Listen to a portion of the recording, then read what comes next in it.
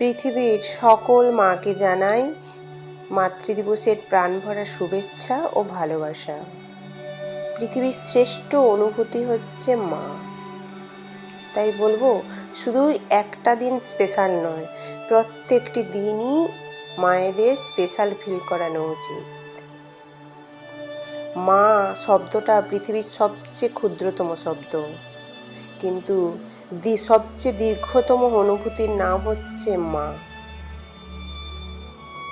মা শব্দটা অতি ক্ষুদ্র হলেও মা শব্দের অর্থের গভীরতাটা কিন্তু অপরিসীম। কথায় কথায় আমরা বলি, মায়ের ঋণ কখনোই শোধ করা যায় না। তাই বছরে শুধুমাত্র একটা দিন মাতৃদিবস হলেও প্রতিটি দিনই এই দিবস পালন করা উচিত। প্রত্যেক সন্তানের কাছে জীবনের প্রত্যেকটি স্তরে মায়ের চেয়ে বড় শিক্ষাগুরু আর মায়ের চেয়ে বড় রক্ষাকর্তা দ্বিতীয় কিন্তু আর কেউই হয় না।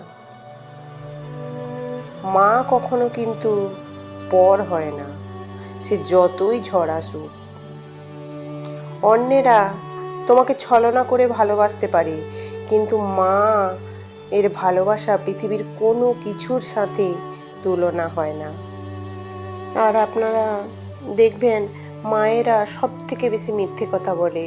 আর মিথ্যে কথাগুলো কেন বলে? যে আমাদের ভালোর জন্য। সন্তানদের মুখের দিকে তাকিয়ে তার মিথ্যে কথা বলে, প্রচুর মিথ্যে কথা বলে। দেখবেন হয়তো ভাতের হাঁড়িতে খাওয়ার শেষ হয়ে গিয়েছে, হয়তো ছেলেদেরকে খেতে দিতে শেষ হয়ে গেছে, তখন মা বলে, দূর, আমার আজকে খেতে ইচ্ছে নেই, কি আর করবো। আর দেখবেন সন্তানরা যদি কিছু একটু মনে ভেতরে অশান্তি বা কিছু চিন্তা করছে, কিন্তু সবার আগে তাদের মুখ দেখলে মায়েরই লক্ষ্য পড়ে যায়। মা কিন্তু বুঝতে পেরে যায় যে আমার সন্তানের মধ্যে কোনো দুশ্চিন্তা চলছে বা কোনো তাদের মনের ওপর কোনো কিছু একটা হলে মায়েরা আগেই বুঝতে পেরে যায়। আর সত্যি কথা বলতে, আমার মাও হয়তো ছোটোবেলা থেকে এরকম করতো, তখন অতটা বুঝতে পারতাম না।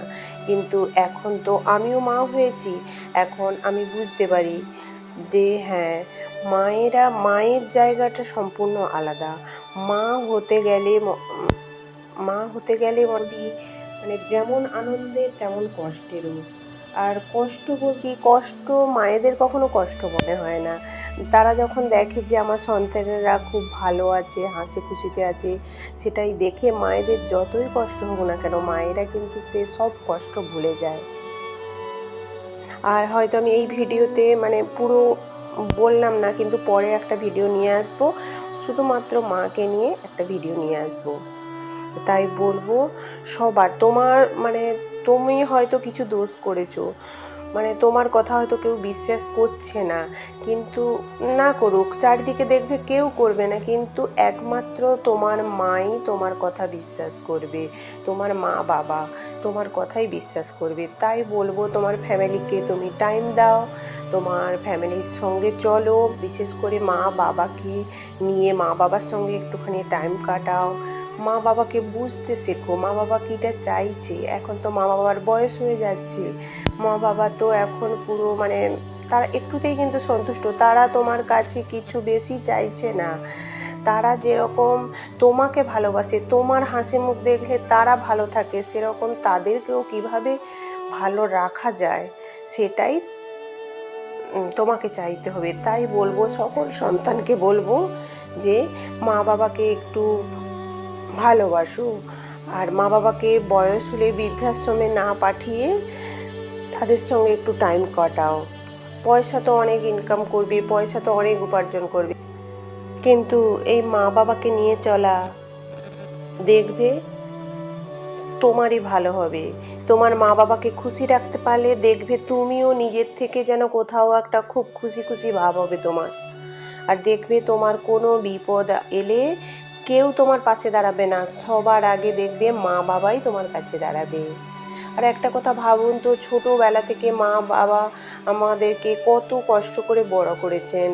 রাত্রে যখন আমাদের রাত্রে জ্বর আসতো, অনেক গভীর রাত্রি, তখন কে জেগে থাকতো আমাদের মাথার কাছে?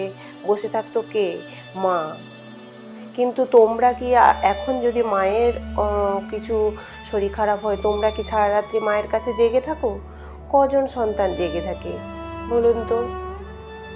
তাই বলবো সে না হোক, কিন্তু তাই বলবো মানে সারা দিনের ব্যস্ততার মাঝেও মায়ের জন্য যদি একটু টাইম রাখা যায়, তাও বলবো যে অনেক।